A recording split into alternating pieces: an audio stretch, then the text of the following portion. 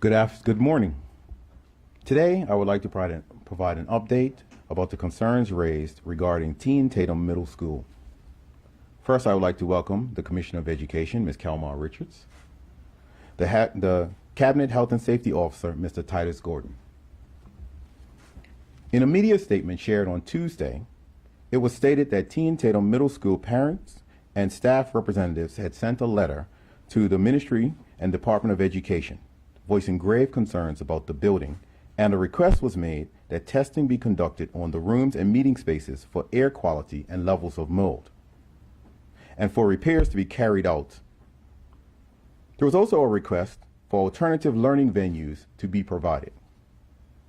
In that statement, we reported that we met with representatives from the school on Tuesday afternoon, and on Wednesday and Thursday of this week, students would report to Purvis Primary, Heron Bay, and Paget Primary based on their year level. We can report that these schools prepared for and opened their doors to Tatem students and staff, and we thank them for that. We also stated on Wednesday, April 10th, the Cabinet Safety and Health Officer would carry out inspections at Tatem in the morning of April 11th and conduct a training session with staff after school. We can also confirm that both of these actions did take place as promised, and the inspection report will be furnished to the Ministry of Education on Friday, April 12th. Yesterday, Thursday, April 12th, we received another letter from Tatem Parent-Teacher Student Association. We were advised in that letter that the school representatives who attended the meeting with the ministry and department officials on Tuesday afternoon shared the information from that meeting with Tatem staff. They also confirmed that some of their staff accompanied the Cabinet Health and Safety Officer when he carried out an inspection of the school, and that that same officer did hold training sessions with the staff. In that letter, it was also repeated, there was also a repeat request to have all rooms in the school tested and to have the inspection report shared with staff on Monday, April 15th. We have agreed to this request. These requests from Tatem will require staff and students to remain out of the building next week, Monday, until Thursday. Friday is the Good Friday holiday. This information will be communicated to parents as well. I would now like to invite the Health and Safety Officer to come to the podium and give a brief description of what the inspections entail and what he did in fact talk to the teachers about on when he met with them. After the Health and Safety Officer speaks, the Commissioner of Education, Ms. Kelmar Richards, will give more information about the next possible steps. Good morning. Thank you, Minister.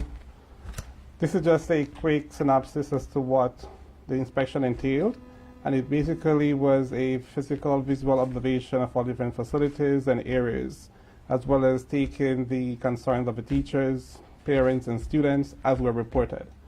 It involved a physical check, site visits, inspection of materials, supplies, rooms, and basically all facilities at Tatem. Now, we did find some stuff, and those stuff were conveyed in the original reports, and there's still some stuff were not addressed, and those remain to be addressed. So that's basically what the preliminary inspection was all about. Thank you.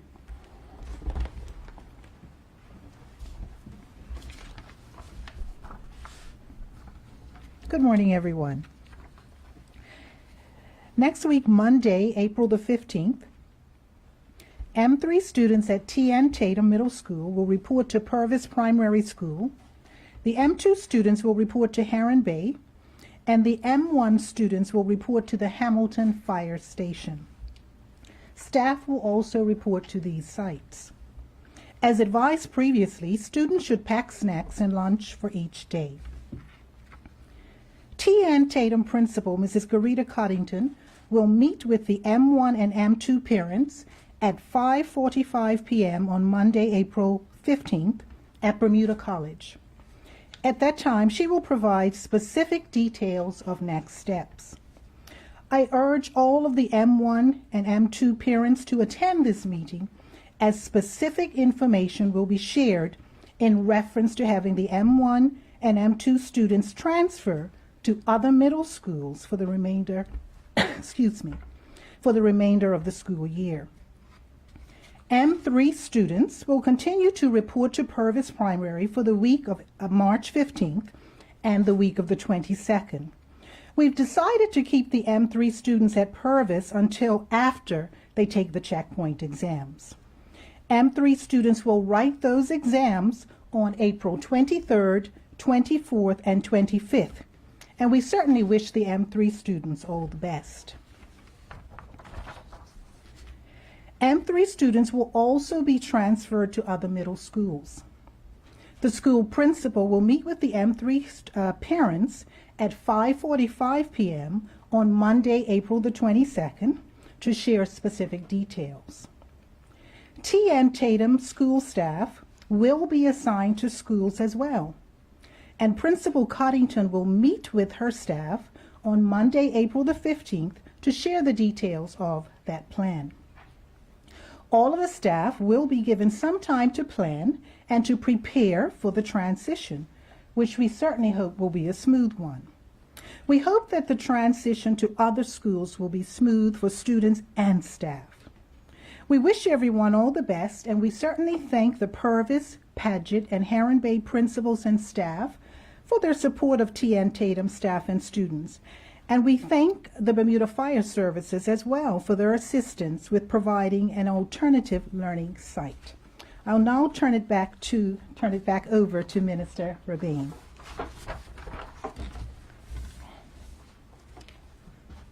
I'm sure that upon a hearing that students and staff will be transferred to other middle schools, you will have questions on whether they will be returning to T.N. Tatem.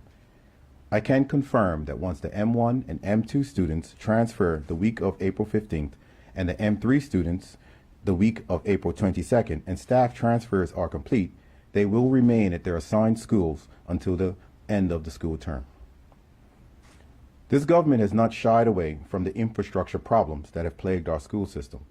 We have shown our commitment by immediately conducting a health and survey review of all schools in October 2017, which was followed up by an additional review in September 2018. As detailed in our press release in March 2019, steps to address issues at T.N. Tatem have been in place since the start of the 2018-19 school year. These steps included an independent environmental and air quality assessment, which was received in February 2019 and released to the public in March 2019. We were very surprised that the summary of the report concluded that the same issues that had been identified in 2013 and 2016 that resulted in the closure of the school were the same causes for the problems we see today. More specifically, water intrusion issues.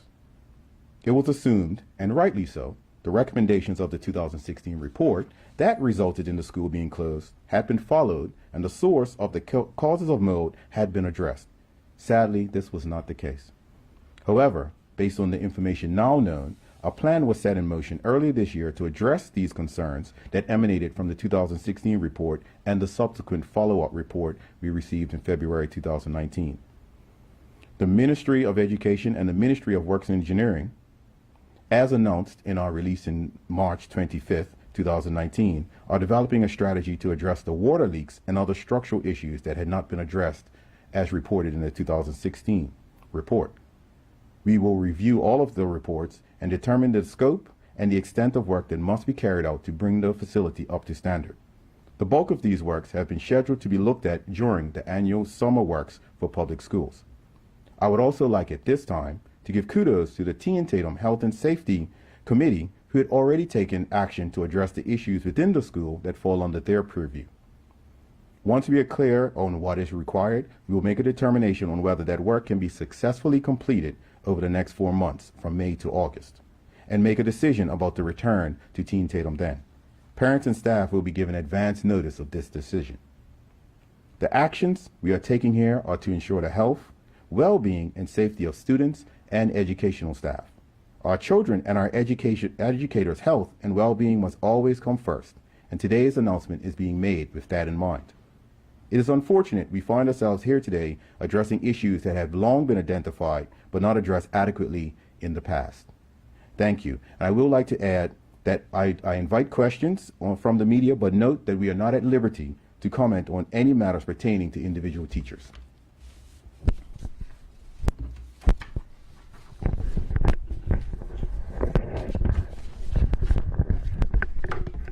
Good morning, all.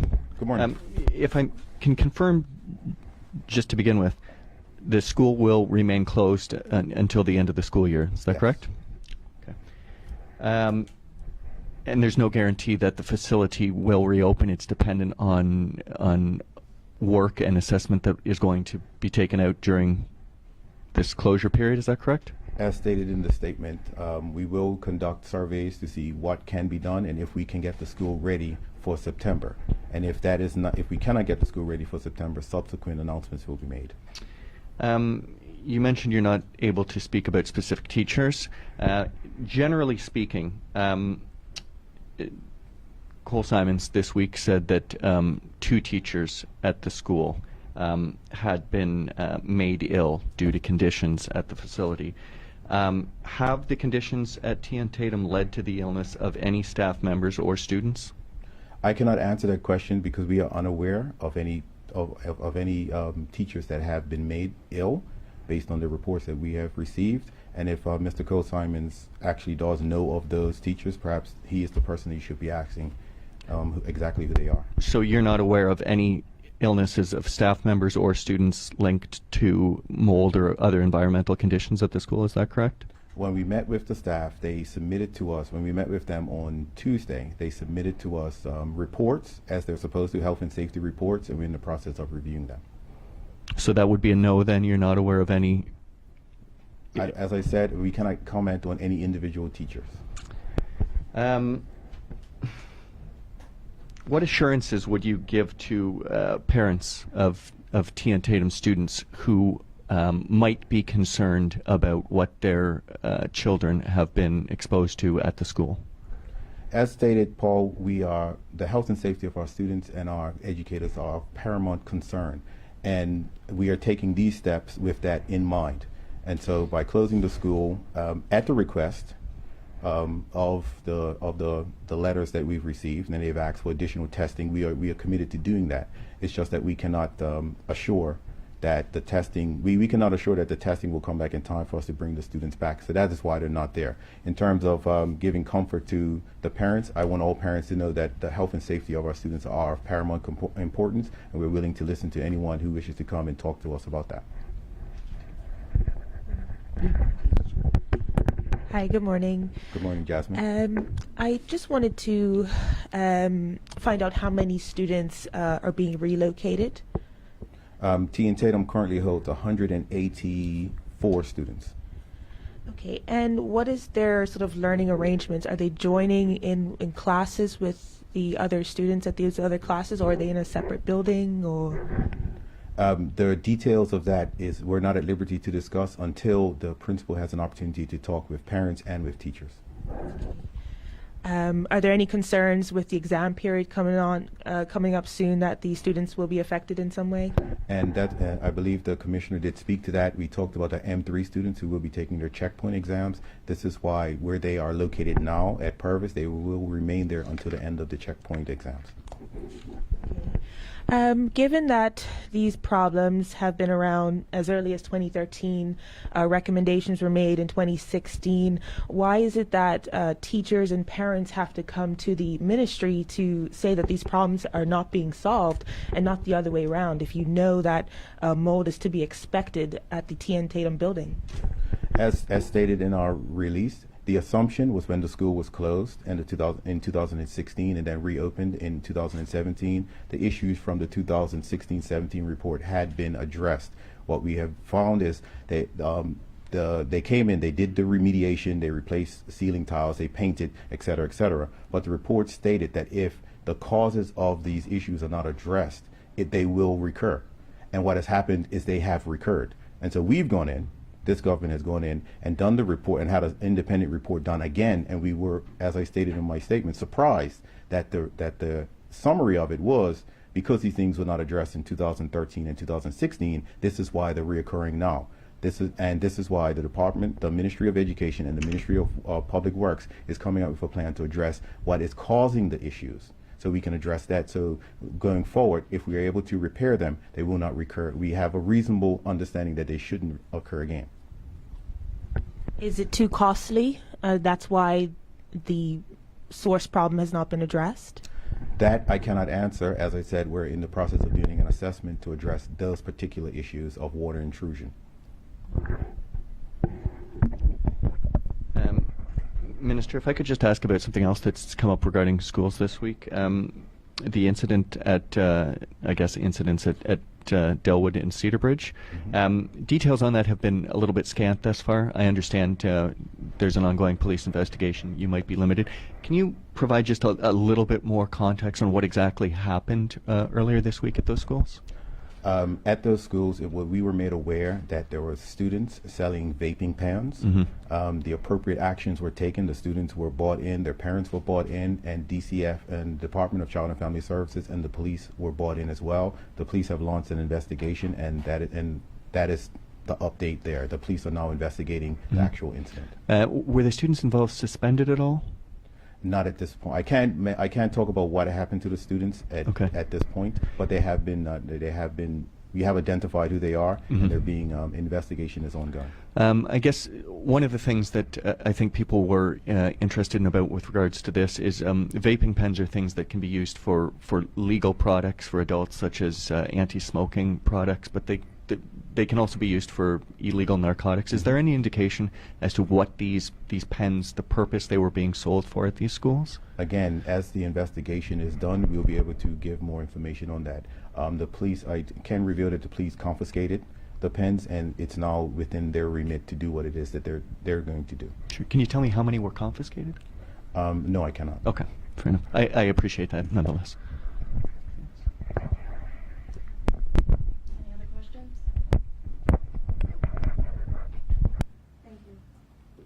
Okay, and I thank you, the press, and I thank you, Bermuda.